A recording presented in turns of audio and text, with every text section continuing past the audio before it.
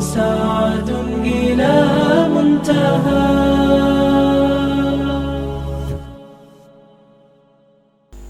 Assalamualaikum warahmatullahi wabarakatuh. Waalaikumsalam. Ustadz mau tanya, ada teman saya sudah sering ikut kajian, sholat 5 waktu. Sholat 5 waktu tidak pernah ketinggalan, tapi dia masih suka pacaran. Berarti ini datang dari anak muda ya. Apakah semua amalan kebaikan yang dilakukan tersebut mendapatkan pahala di sisi Allah Subhanahu wa taala? Jadi dia sholat 5 waktu, rajin hadir kajian, itu satu kebaikan yang insya Allah menghasilkan pahala. Tapi di sela-sela pahala dia melakukan dosa-dosa. Jadi dengan pacaran itu adalah dosa. Dia melakukan, jadi berkomunikasi dengan wanita yang bukan mahramnya, wanita dengan laki-laki yang bukan mahramnya, dan sudah ada hubungan pacaran seperti itu, maka setiap detik juga dia menghasilkan apa? Dosa-dosa. Karena dia masih terus menyimpan hubungan yang tidak sah, tidak halal di hadapan Allah Subhanahu wa taala. Jadi setiap detik juga yang dia lalui, terus dia mengoleksi dosa. Dia melakukan sholat, dia dapat pahala. Insya Allah dia lakukan sholat, dia ikhlas dalam dapat pahala. Tapi dia terus mengoleksi dosa, sehingga bisa saja keutamaan dari sholat, dari kebaikan yang dia lakukan, dia tidak raih, dia tidak dapatkan, karena tertutupi juga dengan dosa yang begitu banyak yang terus dia koleksi. Sehingga jangan sampai kita musnahkan pahala-pahala ibadah kita dengan dosa-dosa yang kita lakukan. Karena Nabi SAW juga menyebutkan bahwasanya as-sayyi'at,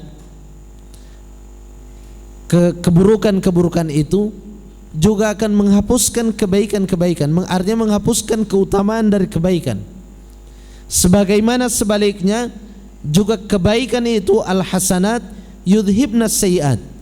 Kebaikan kalau dia lakukan akan menghapuskan kesalahan-kesalahannya. Artinya kesalahannya, kebaikan yang dimaksudkan di sini adalah dia bertobat dari kesalahannya dan dia melakukan kebaikan-kebaikan, maka kebaikannya akan menghapuskan kesalahan-kesalahannya.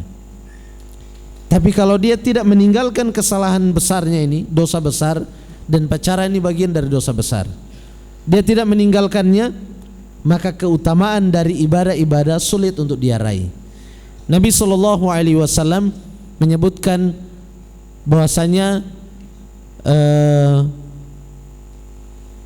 antara sholat 5 waktu ini, Nabi SAW kan menyebutkan al-jum'ah ilal jum'ah, Ramadan ila Ramadan, wassalawatil khams mukaffiratun lima bainahunna idza jtunibatil kabair. Jadi dari Jumat ke Jumat berikutnya, dari Ramadan ke Ramadan berikutnya, dan di antara solat 5 waktu, bahkan dari umroh ke umroh berikutnya, dan di antara solat 5 waktu ini akan senantiasa menghapuskan dosa-dosa. Tapi catatannya apa? Idza jtunibatil kabair, jika dosa besar itu dijauhi, dihindari.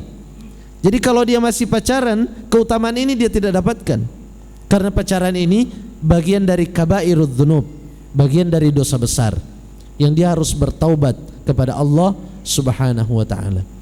Jadi dikatakan, tapi Ustadz kita ini pacaran cuma pacaran ringan, kira-kira ini dosanya juga mungkin ringan. Pacaran syar'i, tidak ada pacaran syar'i. Pacaran syar'i itu akad nikah dulu baru pacaran. Itu pacaran yang sesuai dengan syariat. Tapi itu sebenarnya bukan pacaran, tapi itu sudah sah hubungan suami istri.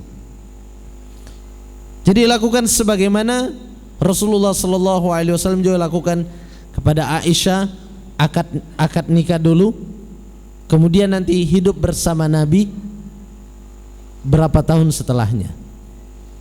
2 tahun ya kalau tidak salah setelahnya. Hidup bersama Nabi, serumah dengan Nabi, tapi sudah akad duluan. Maka seperti itu, akad nikah duluan kalau disanggupi oleh orang tuanya. Kalau tidak, jangan memaksa.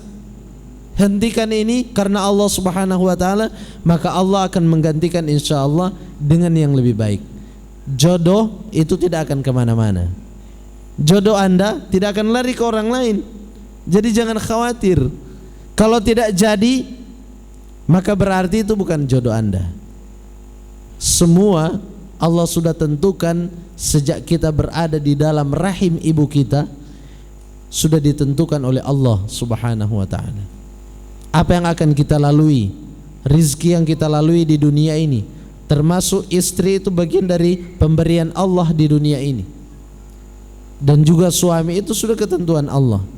Sehingga jangan tempuh dengan cara-cara yang kemudian akan terus mengurangi koleksi pahala kita, karena terus kita mengoleksi dosa-dosa yang besar di hadapan Allah Subhanahu wa ta'ala.